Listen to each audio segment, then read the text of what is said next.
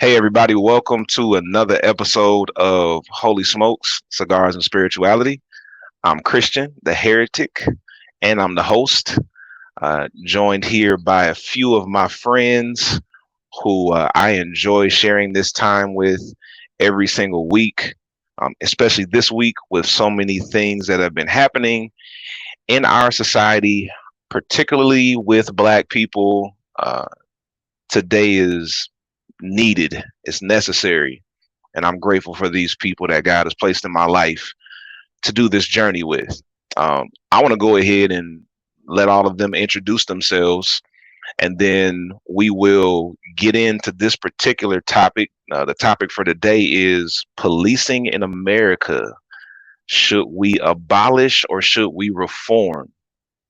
So, by way of introduction today, I want everybody to share, what cigar are you smoking if you're smoking, and what beverage are you having.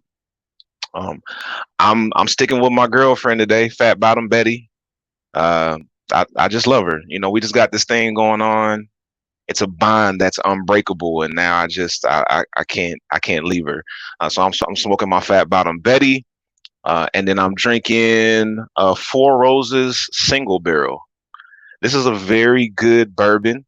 I told my wife this is what I was drinking, and she said, so what's the difference between a single barrel and multiple barrels?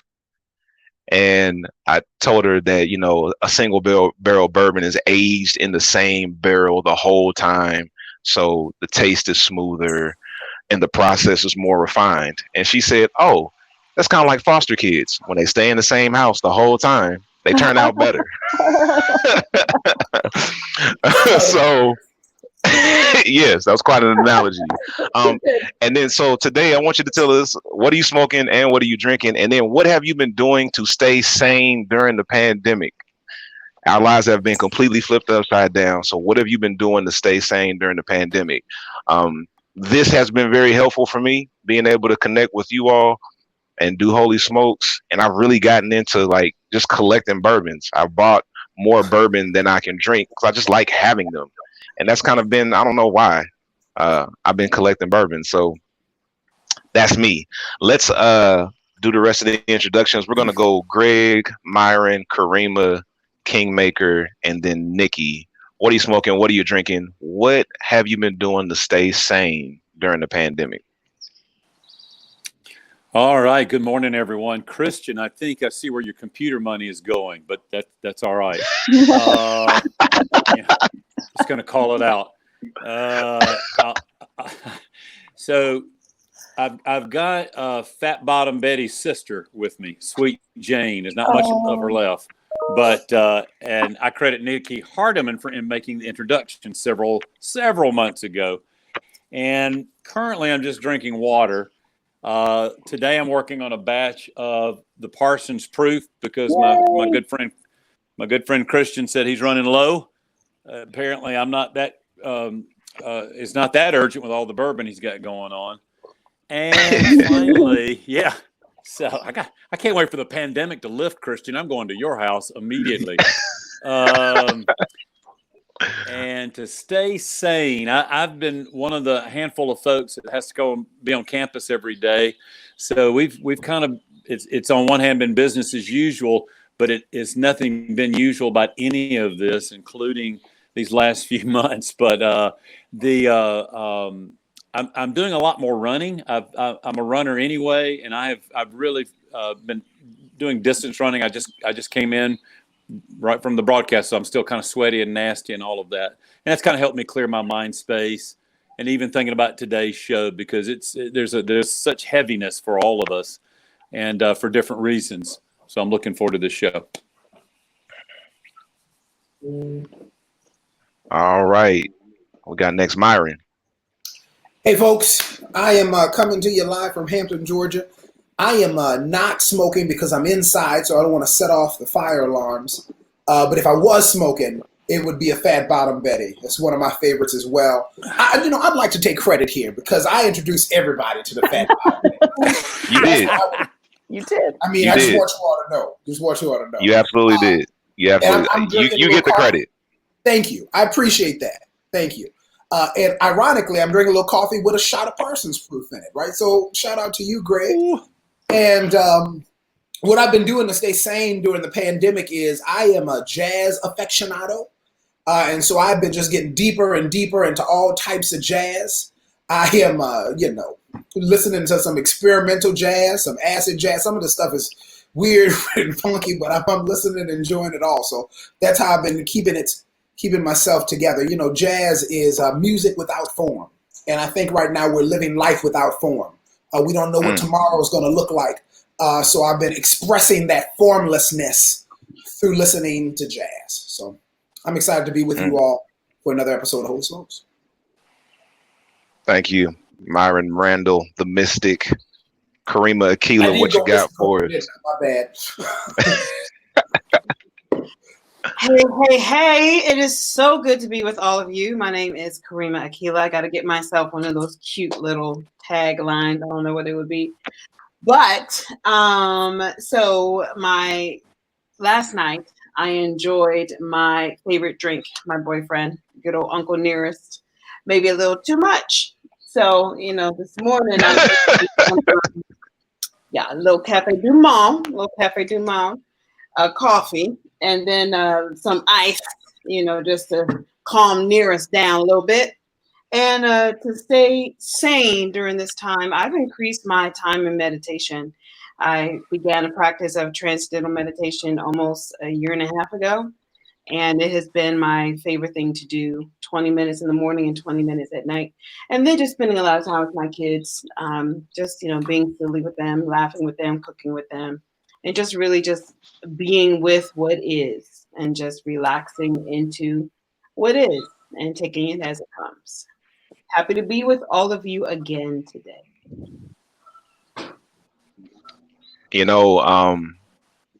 I think I could take a lesson from Karima. She says she's been doing meditation and I've been buying bourbon. Maybe I need to rethink my strategy for sanity. 40 minutes a day, Karima. My God, that's impressive. No. that is. I let them meditate their last 5. Kingmaker, what you got? What's going on, everybody? I am the Kingmaker, Kervance Ross. I decided to tune in from my front door simply because it feels like, as a black man, people have been blocking me from getting in.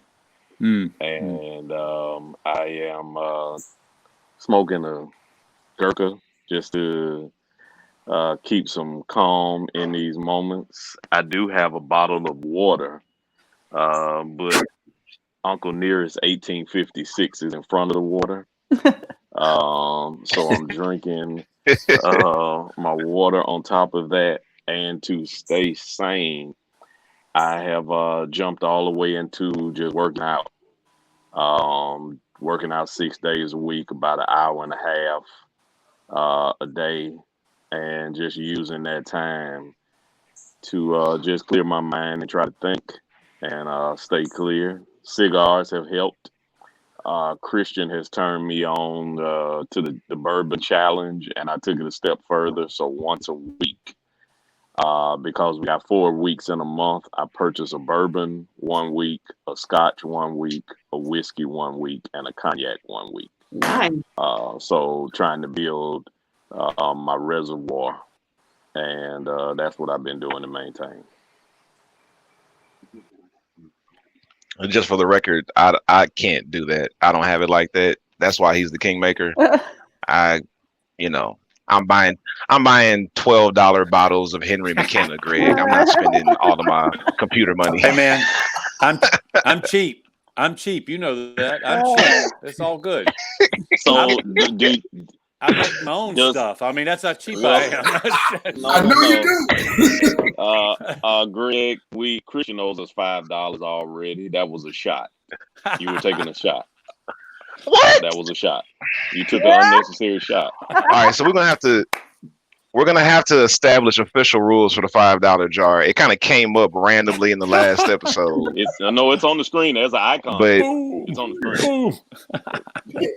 that's the dollar jar. That's not the $5 jar. We're gonna have to discuss this. We got great producers. We can put a $5 icon down there. I'm sure we can. This is a team meeting that needs to happen in private. Stop doing this in public. When you're guilty, is that how you want to do it? All right, Nikki, what you got? Hey, everybody. So good to be with you. I am inside today, so not smoking. But if I were, it would most certainly be a Fat Bottom Betty. And I am drinking a little Bullet with ginger ale and lime. And I also have coffee with me. So, and to stay sane I am not nearly as cultured or refined as all of you with your meditation and running and bourbons. I've been watching Parks and Rec, and it has been a true lifesaver. It's just the right kind of cringe with feel good that's keeping me sane and laughing. Yeah, that's good. I should mention my patio has been a big deal for me as well. Pamela and I moved recently, and we have this screened-in patio, which is where I've been filming all these episodes from. And I'm on my patio just about every single day.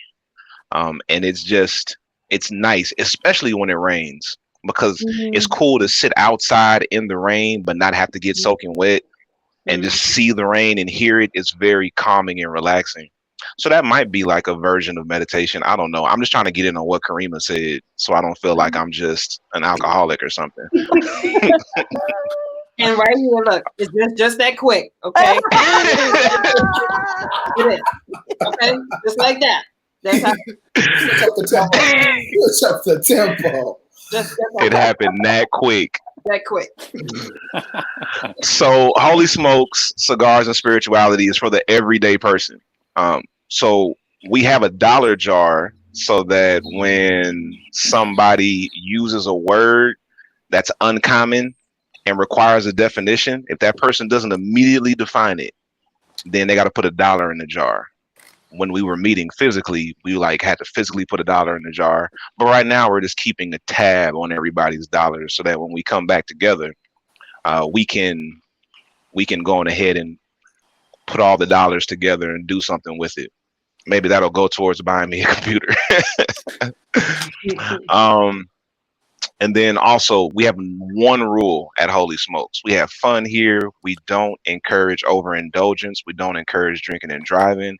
We don't encourage drunkenness at all. We encourage balance. We have one rule. The one rule at Holy Smokes is that we always respect each other's lived experience. That's one rule.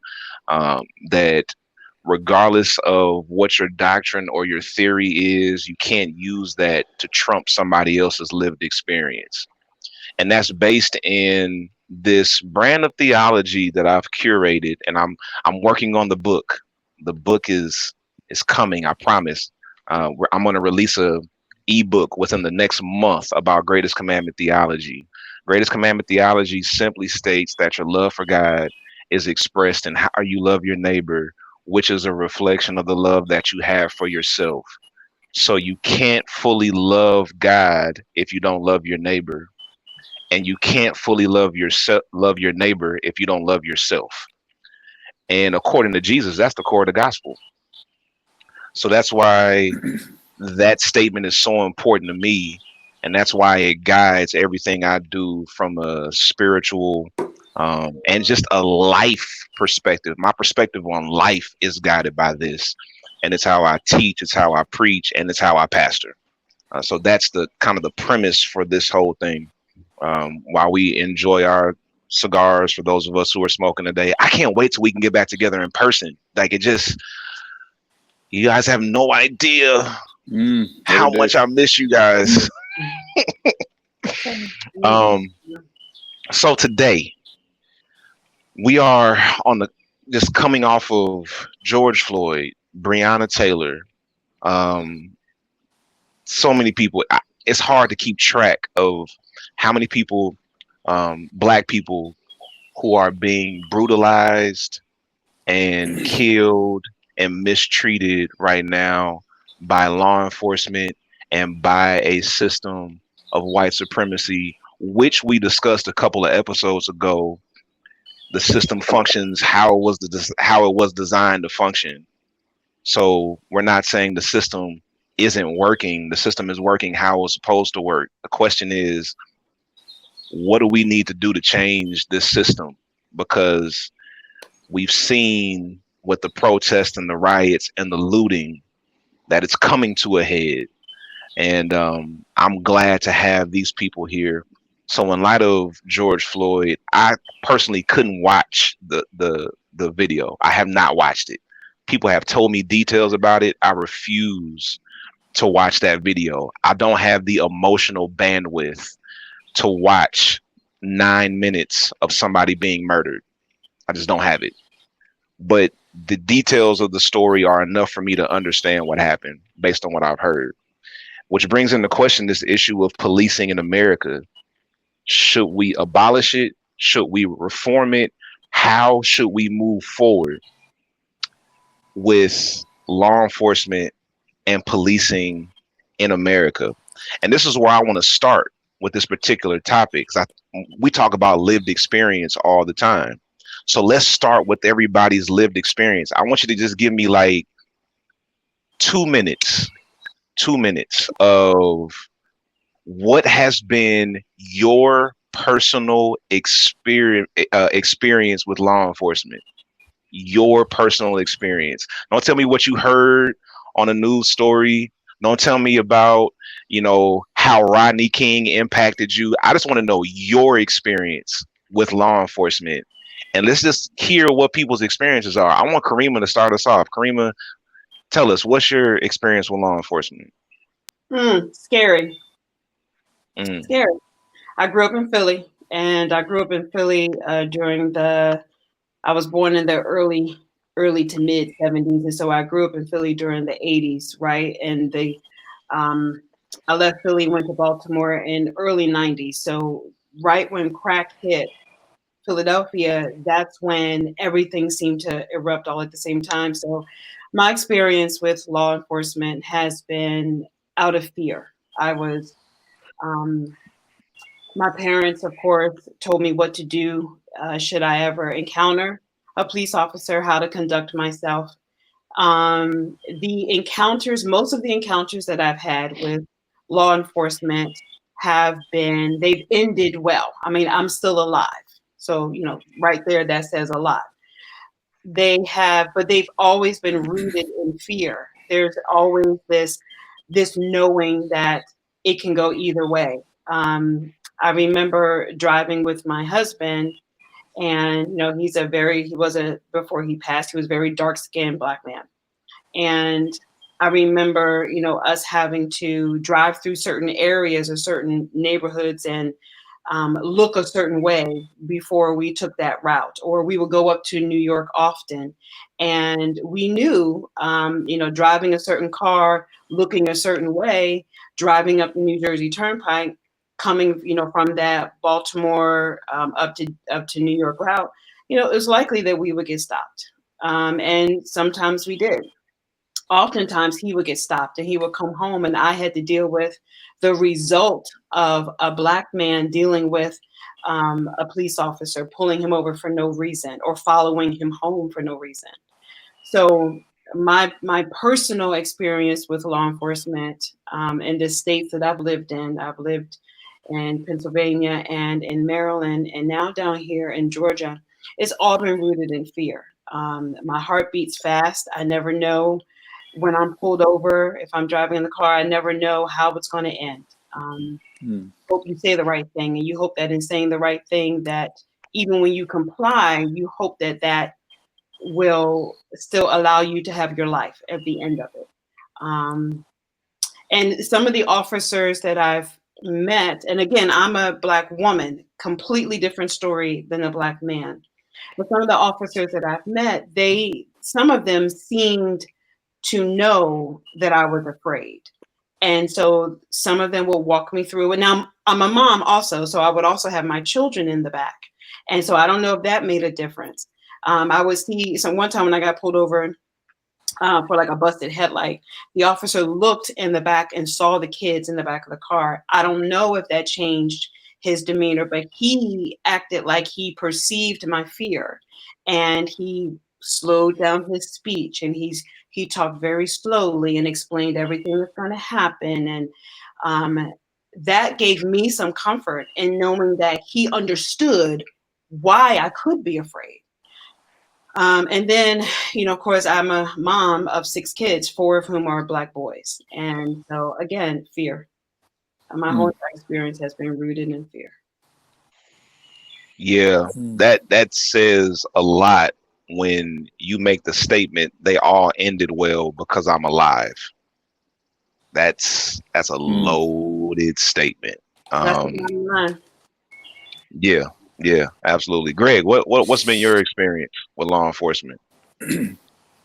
Mine is so boring. I was sitting there thinking, and Karima, just hearing you, and I think we're going to hear several of these stories today would be my guess. It just continues to just be heartbreaking and sad.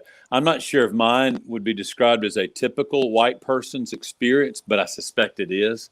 And that is, I've been pulled over I'm never super speeding, but a couple of times I've had a couple of speeding tickets over my 40 years of driving, and other very basic interactions. Never felt really fear.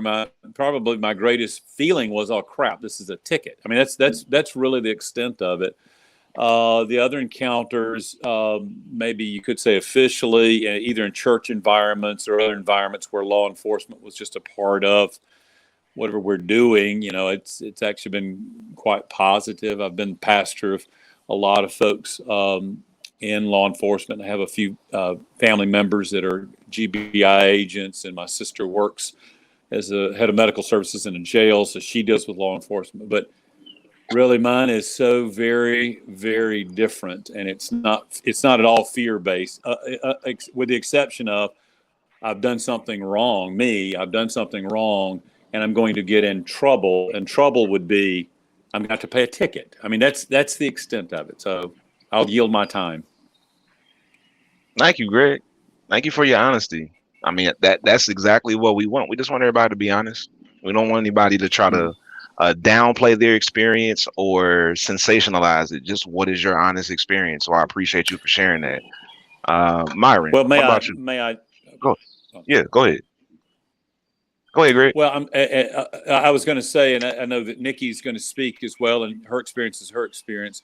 But I remember as a pastor, that sort of clicking in my mind where it suddenly occurred to me that my experience was probably very typical to many of my congregants' experience, which were white. Therefore, there's no understanding, none of what is not typical to a significant population in our own country. And that's a problem when you don't understand. I mean, that was a pastoral aha moment. I thought, gee whiz. Mine is, I'm assuming mine is normative. That's not true for many. Right. So anyway. Right. Yeah. Thank you, Myron.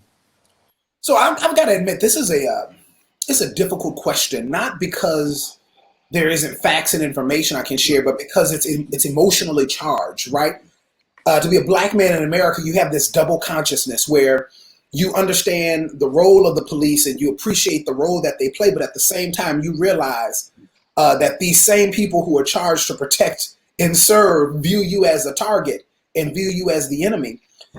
So in my role at the university, I do community engagement. It's my job to build relationships with organizations and departments from across, and when I say departments, I mean police departments and fire departments across the state of Georgia. So sometimes I have great experiences. I've met with police chief. I've met with associates. I know those folks by name here in the community in which I live because I've done the work with them necessary for work at the university.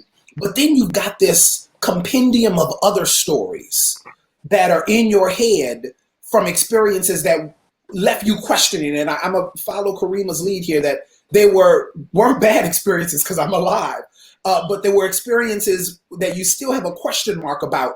And you say, boy, if I did something wrong, it could have went another way. I remember being in college, coming back from preaching in Houston, driving back from Houston to Oklahoma and getting pulled over on the Texas-Oklahoma line. It was me, my little brother, and my pastor's daughter in the car together. We were pulled over because the officer said it looked like we were going to start going fast. He pulled us out of the vehicle, and yeah, it looked like it. We weren't going fast at the moment, but it just looked like we were about to speed. Pulled us out of the car, had a conversation with it, and it was the grace of God we got out of that, because we ended up praying for the guy. He figured out we went to ORU, and so I just went in on that and said, well, let me pray for you. Let me pray for you. That's what I do. Wow. I guess that's why you call me the mystic. But nonetheless, it could have went a whole different way if I said the wrong thing, or if I did the wrong thing, if I put my hands in my pocket. These are stories that I've got more of, but we don't tell. And we don't tell them because we don't want our families to live in fear of our comings and our goings. So we keep some of these things to ourselves because we don't want them to be nervous every time you leave the house. So it is interesting to have this kind of dichotomy of mind when it comes to police department. I've got a cousin who's a lieutenant in the Atlanta Police Department. He's a great guy. But again, dichotomy of mind, have these other stories that leave question marks and leave you thinking and asking and knowing it could have gone a different way. So that's all I'm going to say. It looked like you were about to start going fast. Yeah, it looked like it. It looked like it. I can't even fathom that. Now, I'm not gonna lie. I was about to start going, but it looked like it. How was he gonna know? Yeah, that's crazy. Mm-hmm. Nikki, what's been your personal experience? Overwhelmingly fine. As a young adult, I did tend to have a lead foot, and was pulled over more than once or twice. And every time it was a positive encounter. Even when I got a ticket, I was never afraid. I was irritated because I got a ticket and I had to go and take care of it and pay for it. And that was frustrating. But every encounter that I've ever had with law enforcement has been overwhelmingly positive, and any part that was negative was because I had done something I wasn't supposed to. Thank you for sharing. I'm going to tell you my experience before I kick it over to the Kingmaker, because I know personally his experience, and I think he should go last. My experience is much like Karima. It's been fear-based. It started with me growing up with my dad, knowing that my dad was accosted by the police when he was trying to enter into his own church. He pastored the church. He was trying to get in. The cops thought he was suspicious, and they questioned him about trying to get into his own church. And then riding in the car with my dad, he gets pulled over. The cop comes to the window, asks him for his information. My dad drove a nice car. Cop took his information back to the cop car to run his information. He came back to the car and said, sir, you don't have any warrants. How did that happen? That was the question he asked my father. Then I was a teenager, probably about 17, 18, hanging out with my girlfriend. We were at the park in the back of the car making out, doing what teenagers do. A cop pulled up on us, shined the light. We were mostly dressed. We weren't even having intercourse. We were mostly dressed, just making out, doing what kids do. He came, opened the door, he pulled me out and put me in the back of his cruiser. All we were doing was making out. We had no drugs, we had no alcohol, nothing, just in the back of the car making out. He put me in the back of his cruiser. That's the first time I was in the back of a police cruiser. He went and questioned my girlfriend individually. Then he came back and started questioning me, asking me what tattoos did I have and what gang affiliations did I have. So that was the first time I was in a police cruiser for making out with my girlfriend in a park. I remember driving from Alabama A&M to Atlanta as I was moving, and I got pulled over for going, I think, 45 and a 35, and I had a lot of stuff in the back of my vehicle because I was moving. And the cop starts walking around my vehicle with his flashlight to see what's in my truck because he wanted to search it, and I think he just decided at the last minute not to do it. I remember walking to high school, and I'm crossing the street, and the light turns red when I'm about 2 steps away from the curb.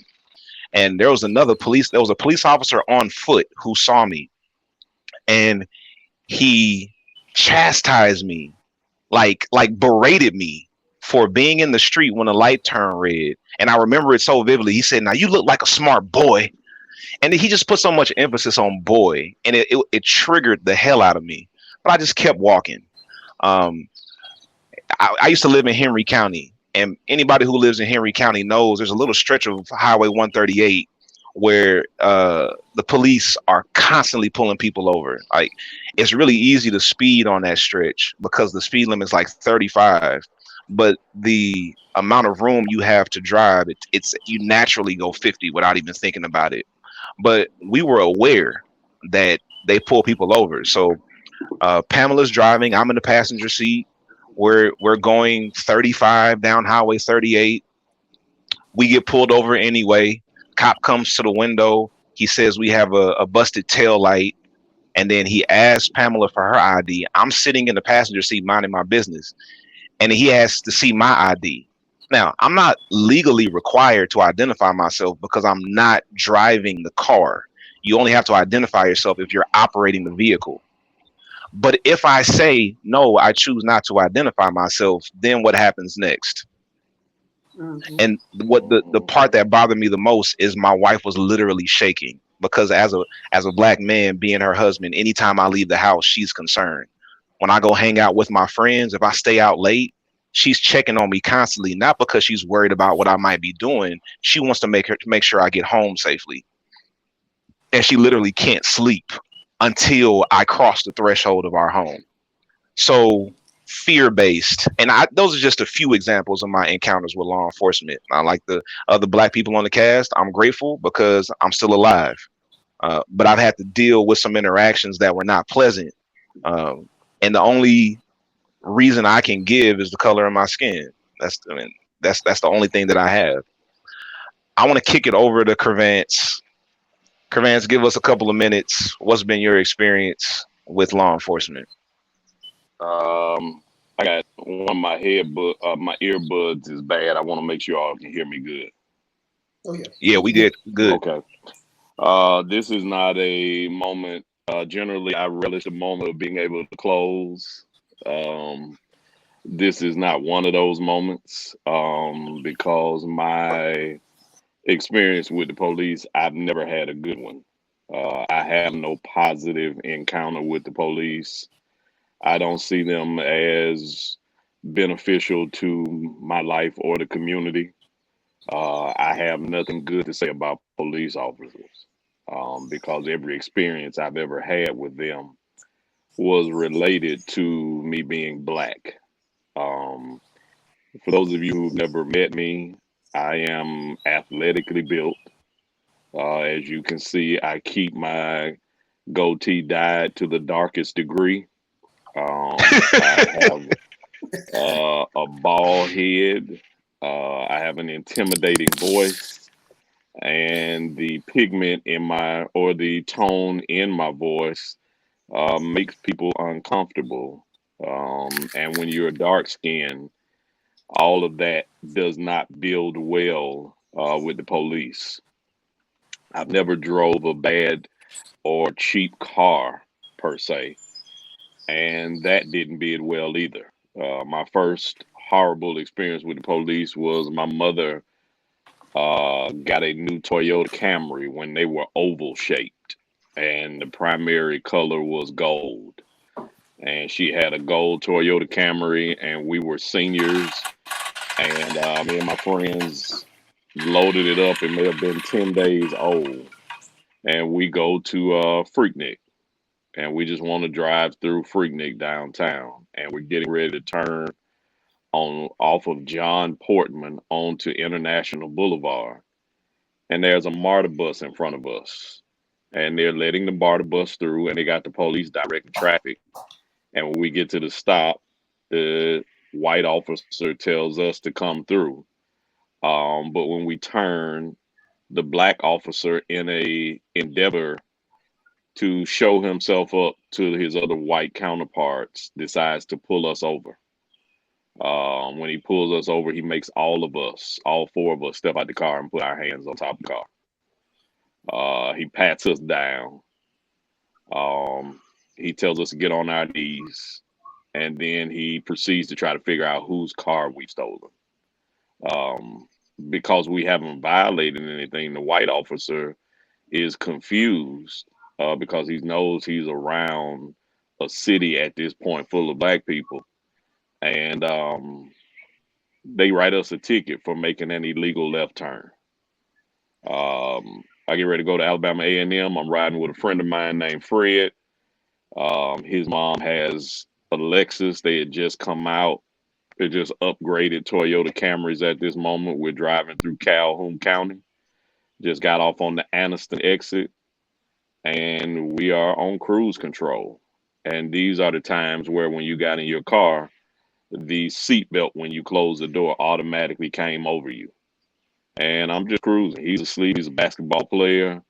And when I'm coming through Calhoun County, officer flips his lights on. I know the routine because I'm from the hood. And when I pull over, I go to get my license out.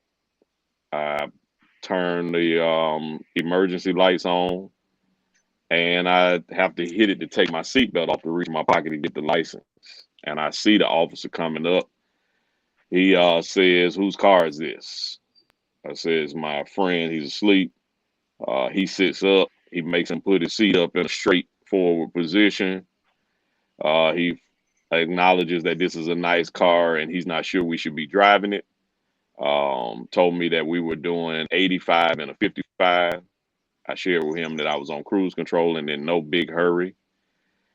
He said, "You also violated the seatbelt law." I said, "Well, I took my seatbelt off when you pulled up to reach in my pocket and get my license." He said, "I didn't tell you." So he gave me a ticket for a seatbelt violation, and he gave me a ticket for speeding. Next thing I know, I'm in banking. I'm a 27-year-old banker. I'm a musician. Driving down I-20, going to a rehearsal for the church I played for at the time, coming from a training. I'm in a Ford Mustang. Driving past Glenwood. I've drawn past flat shows. I see this Georgia State Patrol officer sitting in the grass. When I get ready to pass Candler Road and pull up on Columbia, I'm getting off because there's a wing joint that's in Phillips 66 gas station. I pull in the gas station and I see the officer. And I'm like, man, he about to get somebody. He flying.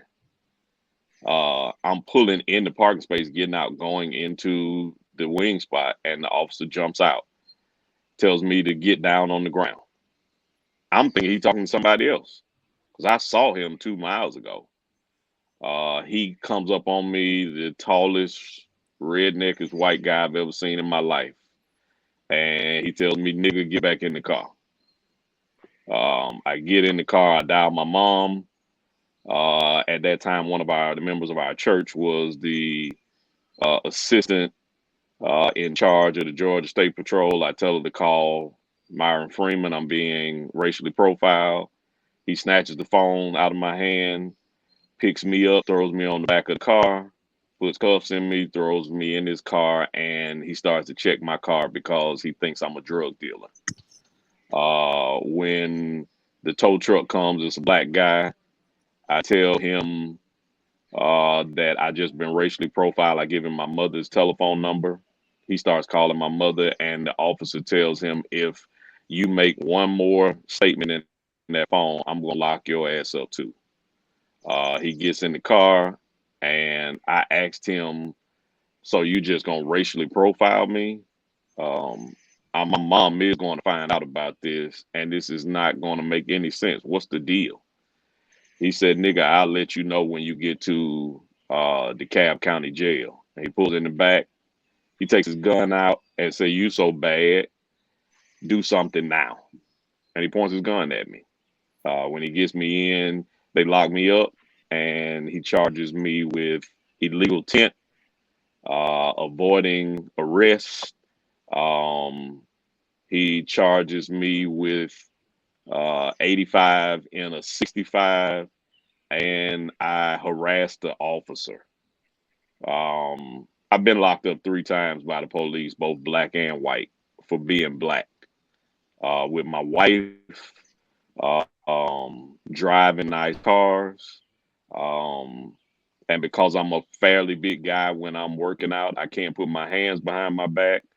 So they have to take out 2 pair of handcuffs. Not only do they put on 2 pair of handcuffs, they put the plastic grips on you. So you don't realize that when that happens, your equilibrium is off. So they have to guide you. They throw you in. I've had to do community service. I've had to pay fines simply because I was black. Even the investigation with the Georgia State Patrol, they investigated because I got an attorney.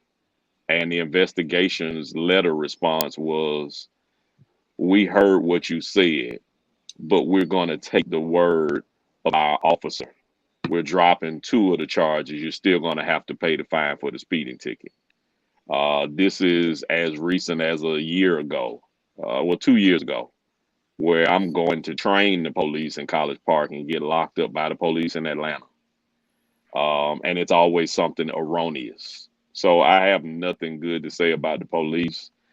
Being black in America and being male is frustrating. And even as soon as yesterday, I'm driving to the gym to one of the key pastors at one of the largest American churches, black African-American churches in the nation, and happen to look up in my rearview mirror, and there is the Georgia State Patrol. And I'm a grown 42-year-old man trying to figure out am I off today? Do I have my license? Do I have my registration? I turned the cruise control on. I put it at 64. I let all my windows down. I put my hands out of the window. I let my sunroof back. Because when you see the police at this point, you automatically go, this could be my last time.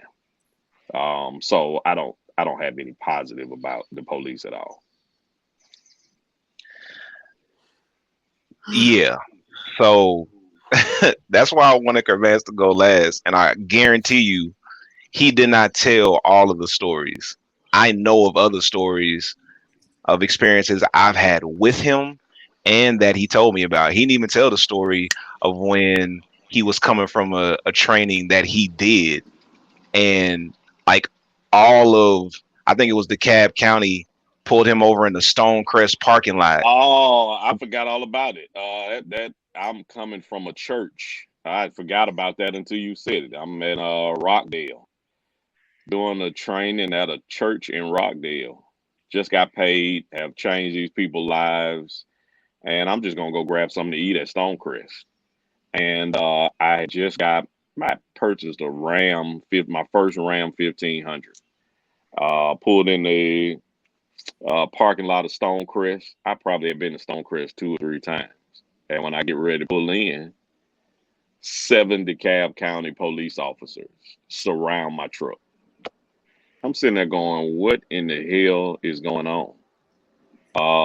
They all come out guns blazing, ask me to step out the truck, and I'm pissed. What are y'all doing?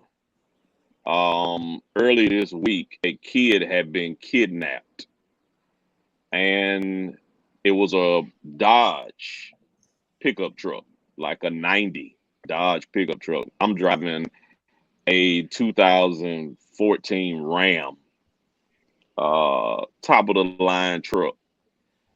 And because of the fact that it said Dodge and it was black and I was a black man in the truck, they have now made me a suspect for kidnapping. I got all my windows down. I have on a custom shirt. I'm groomed. There's no kid near me. I don't even have kids at this point. And the guy tells me that we need to search your truck because you're a suspect for kidnapping. 3 more police show up. So now it is 10 police cars, 2 police in each car. So there are 20 police officers in the middle of Stonecrest. And I have a contract with a church in this area. And people are walking by looking at me being handcuffed, sitting on the side of the curb for something that I'm not even guilty of. And I'm going off. And finally, with a church guy says, I would apologize. And people are because we're just doing our job. Because you seem to be a victim or something. And when you do the profile of the victim, it's a white male driving a 1998 truck. Nothing about this white male fits my description, but because I was in a truck and black, of course I needed to be pulled over and be checked. And only thing one of the guys said was, I can't apologize. We just did our job. And there you have it, ladies and gentlemen. I think it's important to hear people's personal experiences because oftentimes when we have these conversations, people act like it's being sensationalized in the media because, you know, one person has an issue with law enforcement and now all police are bad and you guys are like sheep and you just jump whenever something happens in the media. Well, have you ever taken the time to just ask people their personal experience? That's a major rule at Holy Smokes. We want to know your personal experience. And if you would actually have a conversation with some people about their reality, what they have experienced, not what they saw on TV, you'll find out these are not isolated incidents. Like, this is life for Black people when it comes to policing. This is how we operate on a daily basis. This is the reason Black parents have to have the talk with their kids. I've had to have it with my niece and my nephew, my nieces and my nephew. Like, look, if you ever get pulled over by the cops, if the cops ever accost you, I have to tell my nephew, don't run. They will shoot you in the back. Don't do it. Like, I know you're going to be nervous. And we live in a society where we have higher expectations of an untrained civilian with a gun in their face than the expectations we have for trained public servants. Because a trained public servant, you know, can say, I was in fear of my life, so I shot this person who was unarmed. But the person that was shot, we run their name in the ground. And it's just insane. So here's my question, y'all. Like, what do we see as the root of this problem? For me, everything drives to culture and context. I say this and I say it with no fear of contradiction. There are no good police officers. The reason that there are no good police officers is because in the context and the culture of the police department, the context of it is it was initiated to give white men at the lowest rung of society, as Black men are being released from slavery at the same time while they are making it illegal to be homeless and illegal to own property. But these white men are not generating revenue. They're really poor at this point, but they don't want them to be seen on the same class as slaves. They deputize them immediately and call them nigger patrollers. And their job is to harass, patrol, and minimize niggers. When this becomes illegal, they promote them ultimately to what we now know as state patrols. The whole context of it was never to protect and serve. It was to harass and run down black men. So within the context of it, you can have good people, but when you put good people in the context of a bad organization, a bad culture, and a bad template, they don't become good police officers because they're only good to the people who they've not been designed to harass. So within that, all police officers are bad when it comes down to being African American and predominantly male. They are good to people who don't fit that description. So within that, if we're going to operate in it, we now have to turn around and totally first admit that this was where this comes from. Because I think it was 4 years ago that 30 states removed to protect and serve from the side of police cars because they admitted that's never been their responsibility. Wow. So within this dynamic, before we start reforming anything, we have to make an admittance that we've been designed, particularly state patrol officers. They looked, in most cases, for former Ku Klux Klanmen because they knew if the Ku Klux Klanmen became patrol officers that they would nag and harass niggas to the highest level. So we got to first admit why this has been organized. Secondly, we would then have to dismantle it and then restructure the whole context of the department, the organization, and the entity. And then we would have to be forced to go back and redo the whole prison industrial system because of the fact that most of the people you will find based off of this context would not qualify to be in prison. So with those layers having to be done, it's never going to change. I tell people all the time, when you say the system isn't working, the only way you can say the system isn't working is that you're not in the system. If they are killing black men, if they are harassing black men, locking up black men, the police system is working exactly as it's been designed. So without that being the case, if we're not going to go through all those steps, if we're not going to affect the economy of the United States, if we're not going to go back and apologize to people that we locked up, lynched, and limited, and if we're not going to turn around and then put the people in the police department in the places of the people that they locked up, we might as well just be okay with the circumstance the way it is. Yeah, I think people need to recognize that this is not your opinion. Like you're sharing facts. Like your opinion that all police officers are bad. Sure, that's an opinion, and I understand your perspective, and I'm sure even people on this particular panel might not agree with that. But the reality that police departments, particularly in the South, have their origin in slave patrols, those are verifiable facts. And the reality is that when you put black officers into that system, the job is still to patrol the niggas. Because even in Atlanta, when they first hired black police officers, the black officers were not allowed to arrest white people.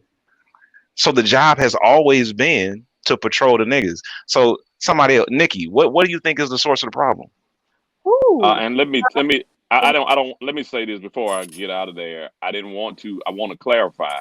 I'm not saying that all police officers are bad. What I am stating is that there are no good police officers under the context of what the police system is. On top of that, Gotcha. to add to what you just said, black police officers, when they became black police officers in Atlanta, were also not allowed to carry weapons.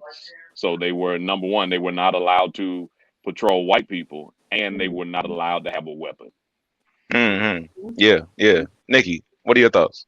Ooh. I'm doing a lot of learning And that's the seat I'm sitting in right now. I'm learning. I did, in preparation for this, I did do some reading and some preparation because that's what I do. But I want to, Kervance, I think I get your point.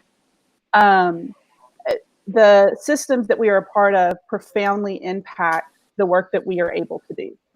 And so I think that because the system of policing was birthed under such negative, under such a system in which it was about protecting white people from Black people, that system continues today. And so it makes it impossible for even good humans to do good police work. And so, and I think about it, like I have my family, several members of my family are in education. And right now education is in a really bad place. There's over testing and too much testing and not enough freedom given to teachers to teach. And so a lot of teachers feel like they're not able to do good teaching because the system limits them. And so I kind of transfer that understanding to what's happening to what has happened, what is happening, what continues to happen in policing today. And that even people who are good humans and who strive to maybe even change the system from within will continue to run into roadblocks to being able to do that job well.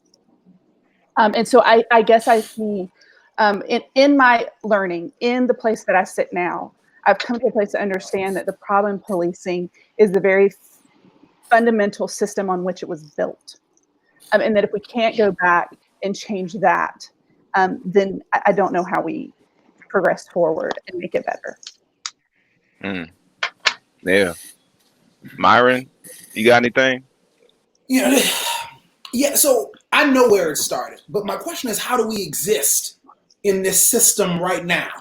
How do we live? I keep thinking of that Psalms 137 text where they said, how do we sing the Lord's song in a strange land? Mm-hmm. Right? Because that's what I feel like, right? So on one hand, I've got to be productive each and every day. I got to do what's supposed to be done. But on the other hand, I'm supposed to watch the people that look like me be victimized because they look like me.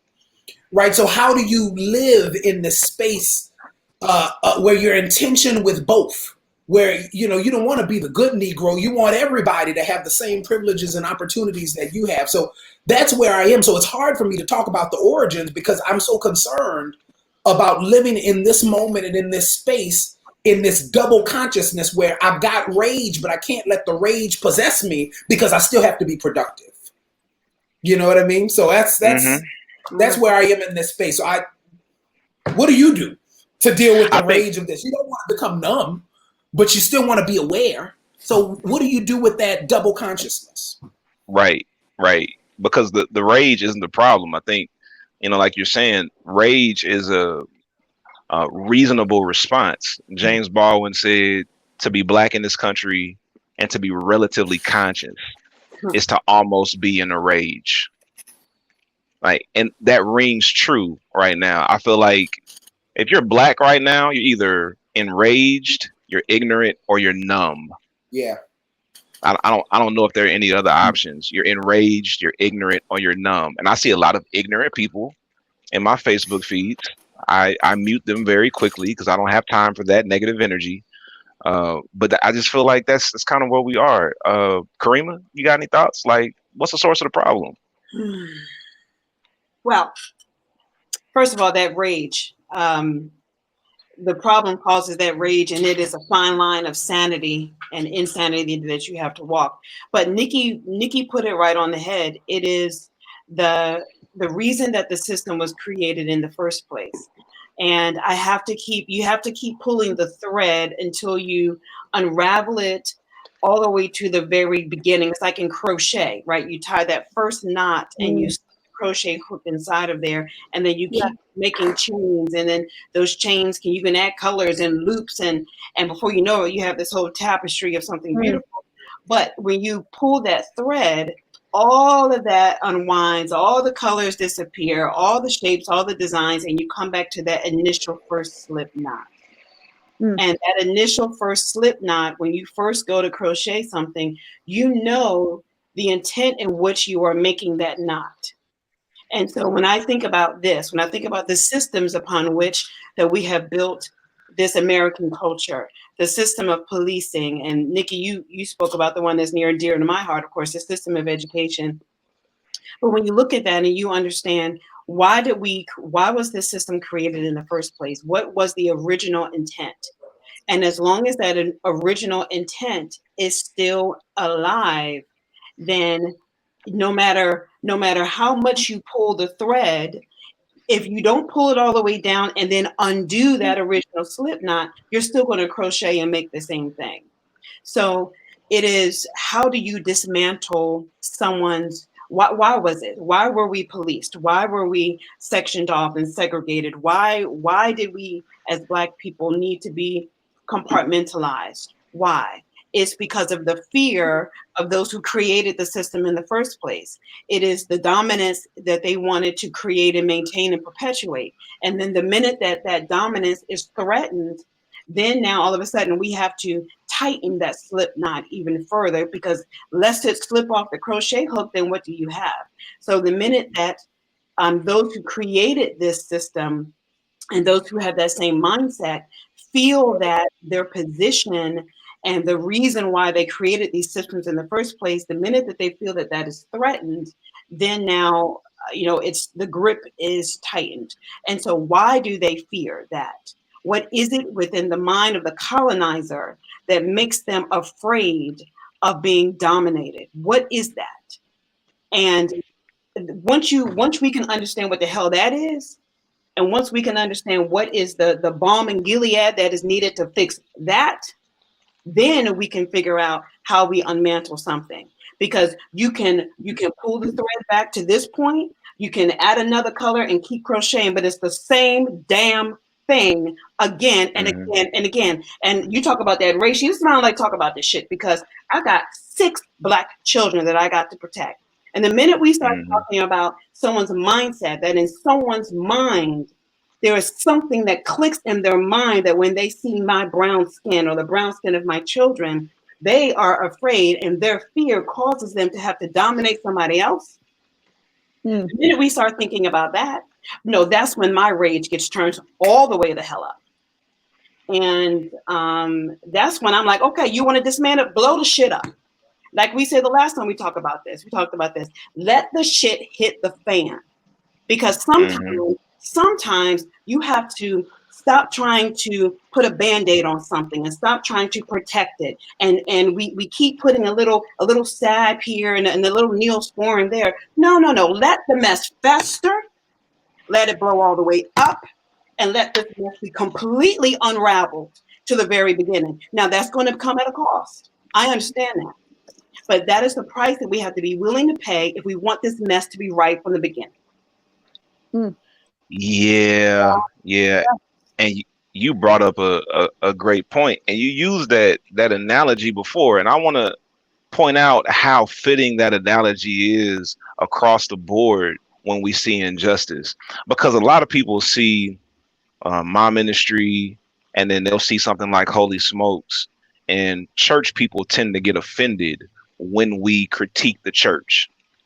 The reality is, we're not critiquing the church exclusively.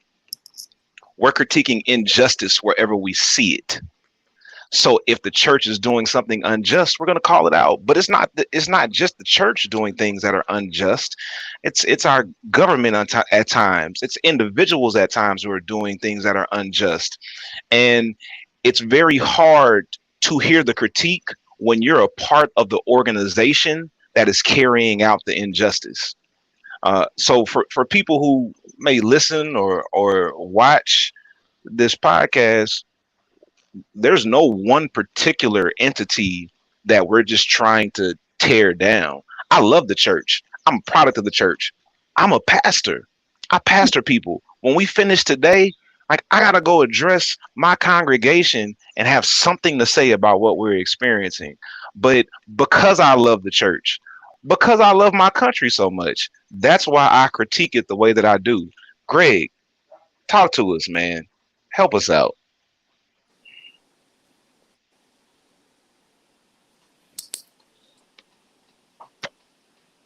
Greg, you there? Who are you calling out? Oh, You. I want to know what you have to say. Yeah.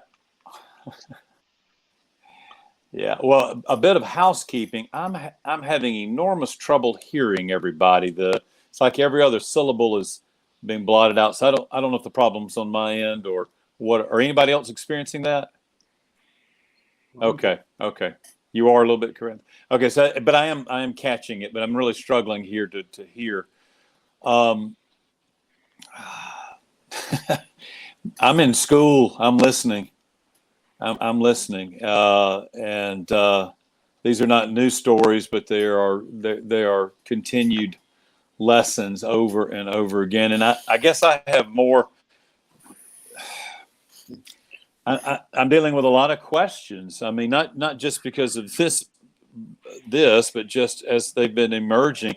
You know, the militarization of the police. You're seeing that. I mean, look at the pictures in today's paper. We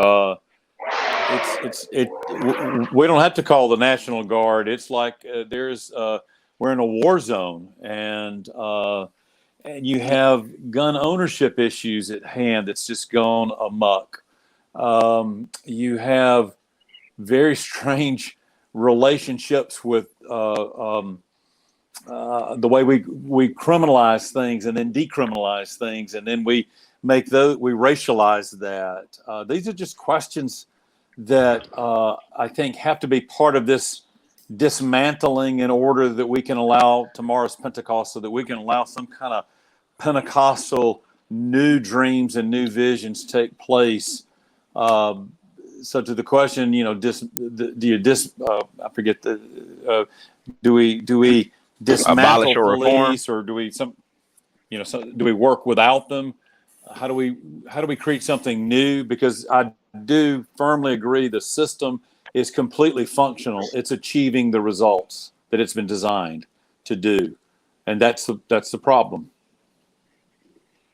Yeah. I think this cast right here is, and I'm going to use a term and define it. It's a microcosm of the greater issue. Microcosm is a smaller, zoomed in angle on a larger problem. So you got 6 people who are here right now having this conversation. I believe if you took a poll of different ethnically diverse groups of people, you would have the same thing generally across the board. There are always outliers, but you're going to have pretty much the same thing across the board, where Black people have negative interactions. And I know, Grayson, that's not $1. I explained it. Now listen. Microcosm, really? No. Let that go. The rule is, if you don't define it, all right? If you don't define it, I defined what microcosm is. You guys are going to get off my back. I believe what we have here is just a small sample, a microcosm of a greater issue, where we have 2 white people who are part of this cast who are like, yo, I'm completely detached from your experience. We're both dealing with the same law enforcement, but we have completely different experiences. I think that's a problem. So we talked about our personal experiences. We talked about what we think the origin of the problem is. So, like, what are we supposed to do moving forward, y'all? How do we respond to this in a healthy way where we can make things better? Nikki, you got anything on that one? Greg had his hand up. Oh yeah. Well, I mean, all right. So Greg, Nikki, and then Kervance. Greg, Nikki, and then Kervance. Okay. Let's do that. Well, just stating the obvious is that it is imperative that we have ongoing conversations and dialogues, multiracial. I mean, in other words, we almost white, capital W, white people must hear the stories just in this episode. I mean, just take this holy smokes and put it on the big screen and say, here's just a few examples. I mean, Kervance, man, I've said this to you before many times, as a matter of fact. I feel so grateful that you speak to me, and I'm being serious. I mean, Kervance, you give me the big hug. You always say you love me. That's very genuine. But the stories that you have alone just remind me of what a gift of grace that is. Because if I'd have had your experiences, man, I'd be in therapy 3 times a day, every day. I mean, it's just, Yeah. it's just. So I'm not trivializing that. I really am not. But white people, there is no progress if they're not going to listen to stories. And I don't know, we've got to, so everybody has to figure out, well, what does that look like? Does that look like tonight we're going to have a driveway pandemic friendly party where we have, our neighbors. And so does that mean, okay, you get in your neighborhood and you talk with your neighbors? That certainly needs to happen in church. We've got to have these stories that have must be shared. So I'll stop. Yeah. And before we go to Nikki, I think it's very important that we listen to the stories and then we believe them. I think that's what's missing. I shared this yesterday on my Facebook account. I pleaded with white women. When you ask us to believe women, you can't ask us to do that and then refuse to believe black people. Right. Because the problem is some people haven't heard the stories, right? And then some people have heard them and they've dismissed them. When are you going to believe the people whose stories that you're hearing is the question. Nikki, what do you have? So quick response to that. I think that if people have not heard the stories or if they have chosen not to believe them, they need to repent of the sin of not listening. It is sinful to ignore our brothers and sisters. It is against our Christianity. So I think if we can own that sin and then begin to do better, to repent, to be transformed.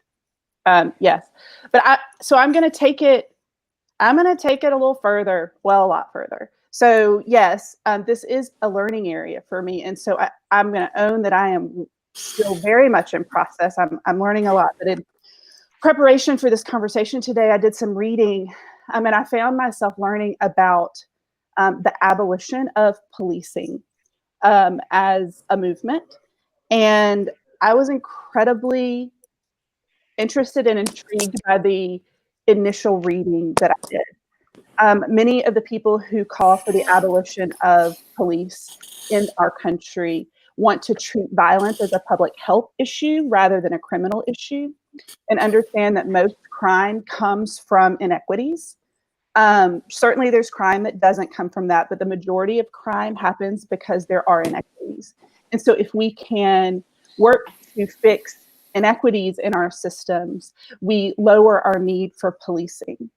And so, because it's how I do things, it made me think about a story that I heard at my daughter's middle school.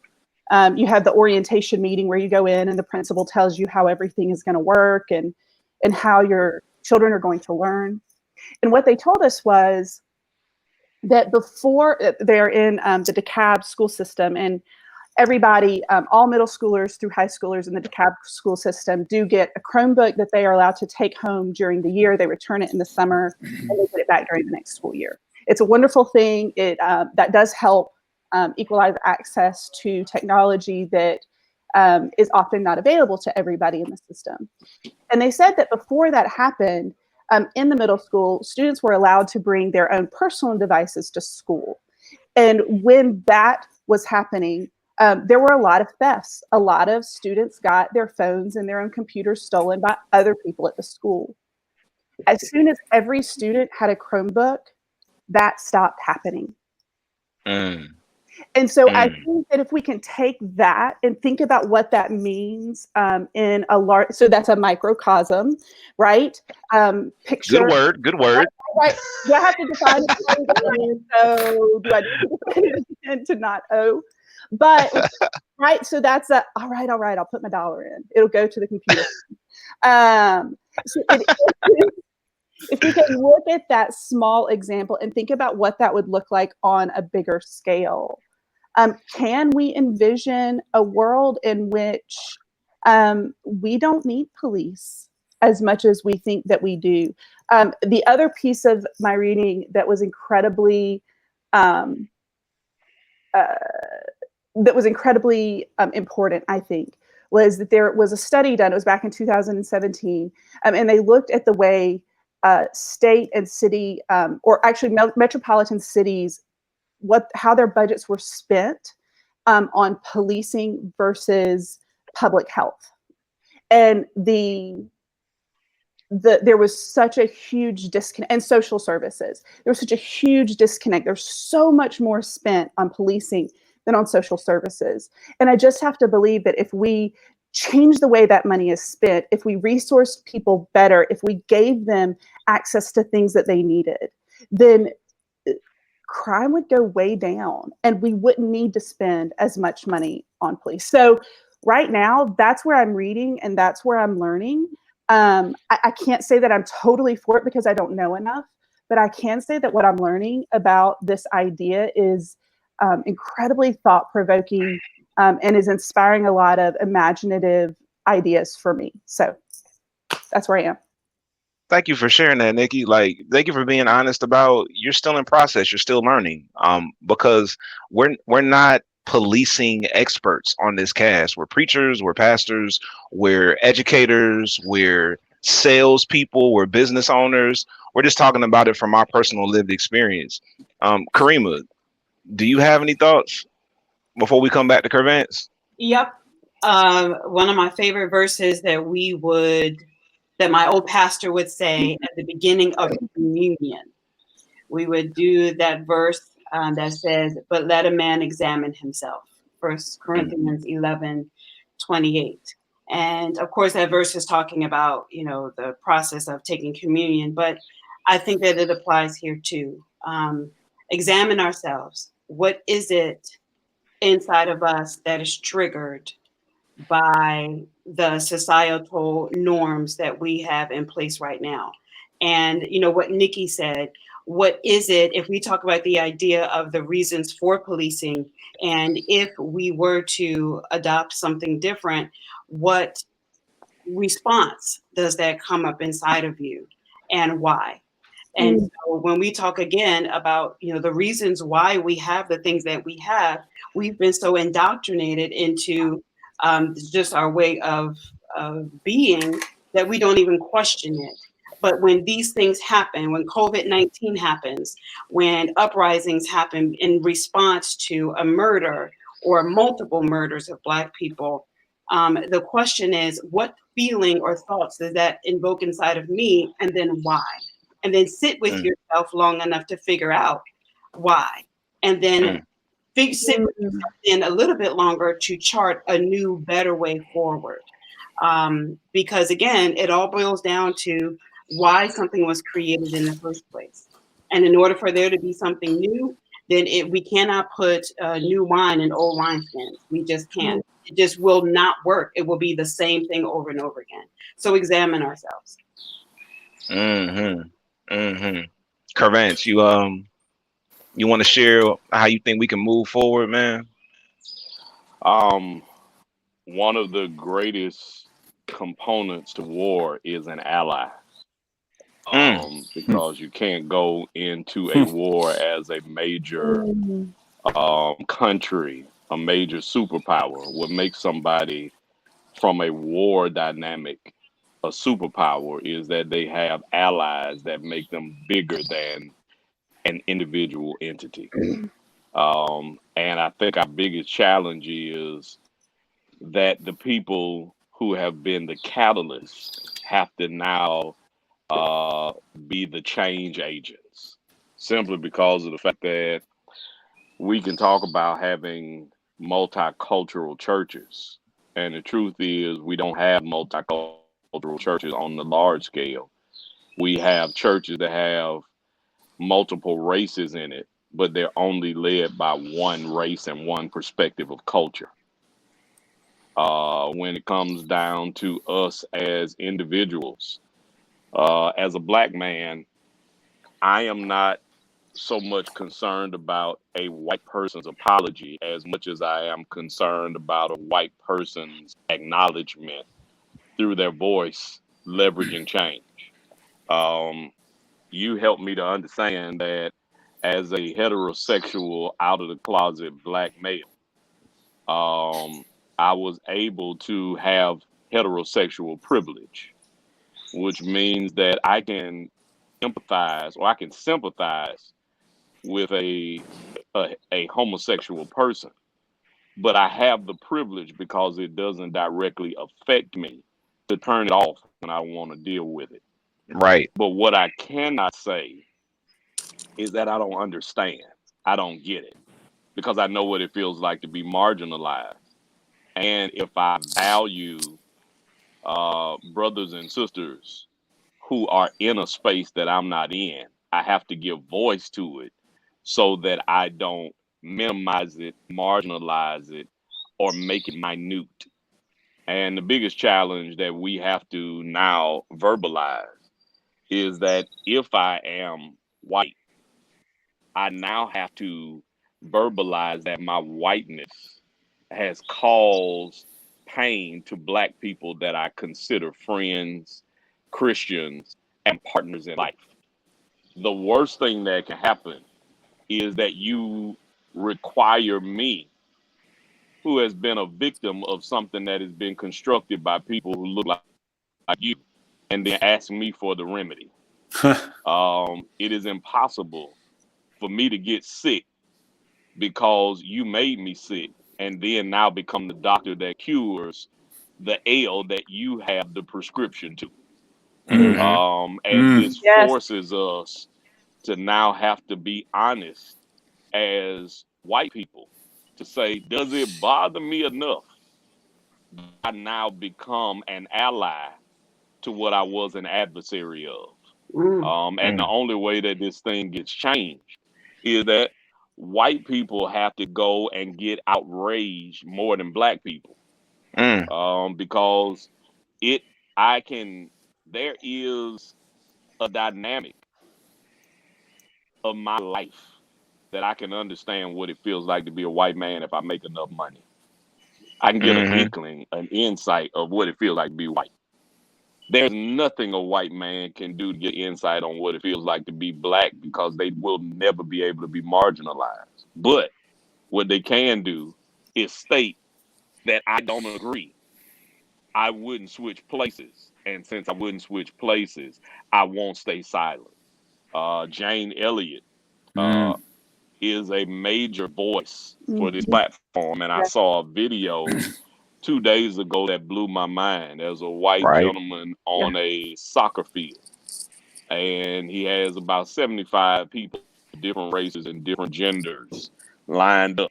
And he says that when we make it to the end of the other side of this field, whoever gets here first gets $100.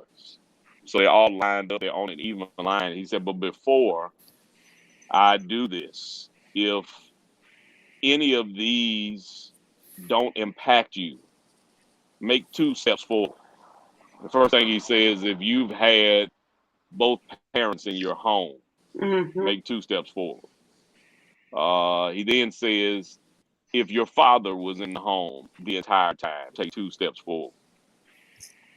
Third statement he made was, if you went to college with a scholarship that had nothing to do with your athletic acumen, take 2 steps forward. Fourth, if you have ever thought or worried about where your next meal is going to come from, or never had to think about where your next meal is coming from, take 2 steps forward. If you have financial aid and your parents didn't have to apply for financial aid, take 2 steps forward. And he keeps making these questions, these statements. And when it gets to the front, everybody that looks like me is on the back of the line. Right. He states, I want to help you understand that if all things were equal, it would be definite in my mind that the black guys on the line, because of their physical acumen, would smoke you to this $100. He said the challenge, though, is if we don't realize that you have a better chance at getting to this $100 because you have so many steps in front of them, then you would be remiss to even feel comfortable getting the $100. And within that dynamic, that's the only way it's going to change. It can be changed within, but much like Rome, it can be destroyed from within. Mhm. And Absolutely. we've got to turn around and make the decision. I can't resolve it. I need people who started it, who have the voice Right. to stop it, and who have the power to change it, to now speak up about it on a consistent basis in the process. Yeah. Yeah. And I think you also just pointed out the intersection between race and economics, because economics is a major part of it. So a lot of poverty-stricken white people get wrapped up into this system as well. There are a lot of poor white people who are in prison right now simply because of their poverty. Brian Stevenson said that we operate in a criminal justice system that treats you better if you are rich and guilty than it treats you if you're poor and innocent. Mm. So there's this I think poor white people are casualties of war when it comes to this. Like there's this war that has been raged against black people since this country started. And as the system has evolved, poor white people have been swept into it as well as casualties of war against black people to keep the economy where it is. Myron, what do we do, man? Help us Man, out. I've got several thoughts, and this is hard to put into words. I don't have any eloquence today. I apologize for that.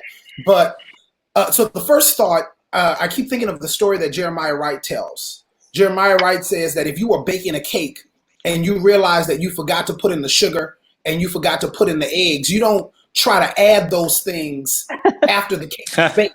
Yeah. You got to reconstitute the cake. You Yeah. got to make it Yes. again. Yes. And so Yeah. you got to rechange and shift policy to do something different because what's working, the status quo, is not appropriate. It's not appropriate.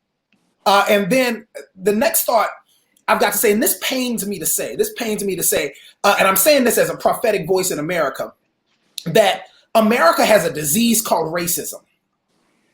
And if you know anything about the disease of diabetes, you can function a long time not knowing you've got diabetes. You can function without it affecting you, and then all of a sudden, it looks like it's out of the blue. You might lose a leg. Wow. Or your kidneys will start to fail. Because the disease that existed so long ago starts to affect you in other ways. It starts to affect the other systems in your body. And America has to do something to address this disease called racism. Because if we don't, then we'll start seeing limbs fall off and the body of America be affected in ways that are not fixable and not changeable. So I wish I had some policy plans, a 1, 2, 3 bullet, but I don't have that. But I do have a prophetic call saying that, listen, if we don't do something, if we don't heed the disease that's in our body, the disease will take us out, not from the outside in, but from the inside out. Yeah. Yeah. And that requires coalition building. It requires those who are privileged within the system to say, I'm going to stand with those who are oppressed. I posted on Twitter, Facebook, and Instagram to my white friends that there are some things you can do in response to what you're saying that will be important to me, and I would imagine a lot of other black people like me. Number one, you can use your public platform to call out other white people when they do racist shit. And then also behind that, number one, you can privately call out your white friends and family members when they do racist shit. And then behind that, number one, you can also vote for public servants who do not perpetuate racial disparities. And then last but not least, and this is last on the list, you can tell me you're sorry. But if you're not willing to perform number one, your sorry means nothing to me and you're not my friend. And it's as simple as that. I want to share this story, and then I want Greg to give us our final word. There was a video that went viral probably last year or the year before of these kids in a middle school, or it might have been a high school. And one of the kids was a bully. He was twice the size of his victim. And you could tell by watching the video that he was constantly bullying this little kid. And in this particular video, other kids are standing around watching. The bully is doing what he normally does.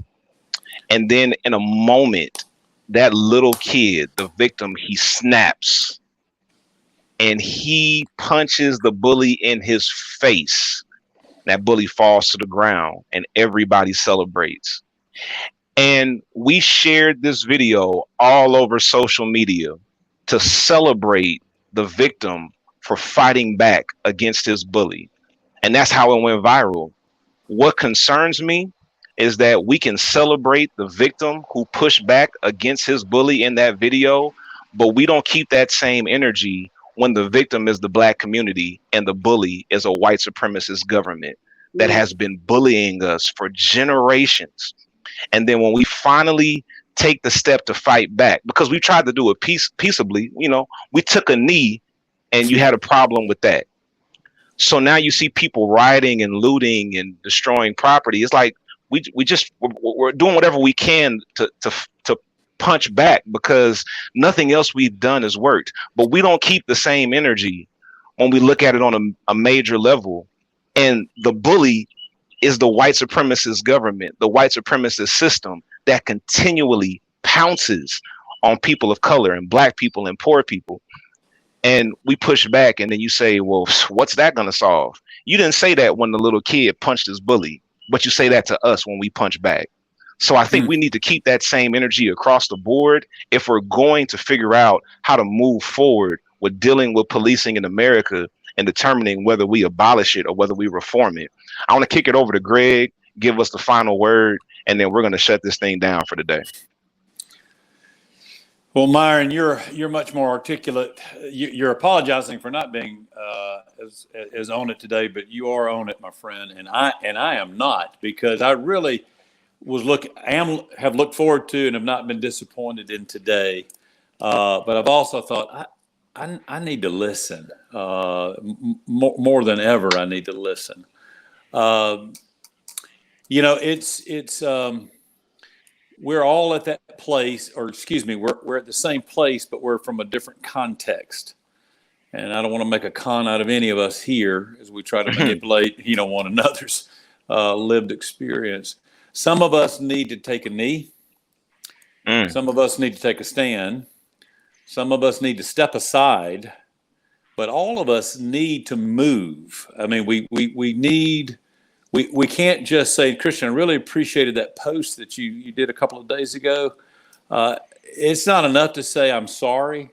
If we're not moving, if we're not doing something, well, and each of us has a different platform to make that happen. I mean, some of us have pulpits, right? Voices, podcasts, social media. Others of us, it's much more modest, but we've got to. We've got to know in our own context, is this my time to take a knee? Is this my time to take a stand? Is this my time to step aside? And that's something I'm struggling with. I mean, there's many times I want to speak out and then think, no, you don't need to hear a white man. You need to hear somebody else. And then there's other times my silence is toxic. So I have to say something. Otherwise. So I just appreciate this dialogue. And I think, Kristian, and to the group, we said this, we started over a year ago, just meeting in a cigar lounge, and we all were needing this level of oxygen. And it was you that had the vision to say, well, let's kick it up a notch and invite a larger audience. That's because we do need this. We need to have these conversations. And I appreciate all of you.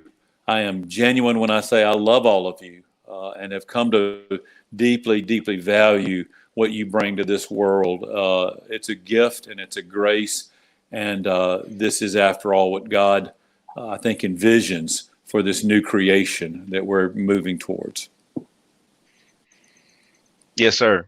Thank you, Greg. Mm-hmm. Thank you, everybody. Thank you. I also want to thank particularly Greg, Nikki, and Grayson, who's with us in the comments, because you are in a position where you don't have to address this, because you've actually stated that this is not something that really affects you directly. You don't have a problem personally with law enforcement, and that's your privilege. That's right. So you could just kind of ignore it and say, well, it doesn't affect me. So it requires you to leverage your privilege. First, acknowledge it and then leverage it. So I appreciate you for taking that risk, because there's a risk involved. There are people in your circles who might not see you the same way, who might not want to connect with you and commune with you because of the stances that you take. So I appreciate you for taking that risk, and I don't ever want to downplay that. And then I want to thank the Black people on this episode and the black people watching, who take the risk to just be. My wife says all the time that we see a lot of people who, in videos on social media, we see a lot of white people doing thrill-seeking activities, and I'm afraid of heights. I like roller coasters, but I'm afraid of heights in general. So when I see people like walking a tightrope over a cliff, it does something to me. But usually when I see that, it's a white person, and my wife says a lot of times that's because white people are seeking a thrill that they don't get every day, that we experience every day. We get that thrill every time we walk out of the house. And I think that's something that bears true right here. And I'm just grateful that you all are willing to and participate in this conversation and add your insight. Clearly, we don't have all the answers, but we're doing the best we can with what we have. So this is Holy Smokes, Cigars and Spirituality. Thank you, everybody, for listening and for watching. To continue to support us. Check us out on Instagram, at Holy Smokes Movement. And check us out on Facebook. We have a group that we just started called Holy Smoke, Cigars and Spirituality.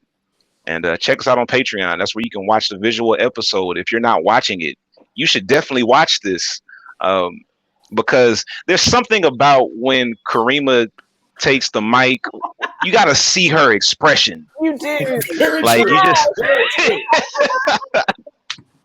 you gotta see Karima's expression when she has the floor. Like, it says so much when you see her. I'm telling you. But no, thank y'all so much. This is Holy Smokes. We're out. We'll see you next week for another episode right here. Peace out, everybody. Love, guys. Love y'all.